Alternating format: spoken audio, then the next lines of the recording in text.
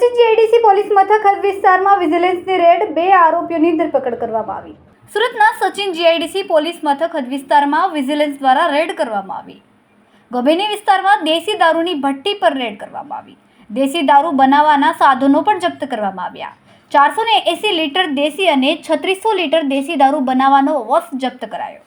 1 ચૂલો અને 10 gas cylinder જપ્ત કરવામાં આવ્યા તથા 5 પતરાના અને 13 પ્લાસ્ટિકના બેરલ તથા 6 પ્લાસ્ટિક ટ્યુબ જપ્ત કરવામાં આવ્યા। સમગ્ર મામલાને લઈને 2 આરોપીઓની ધરપકડ કરવામાં આવી।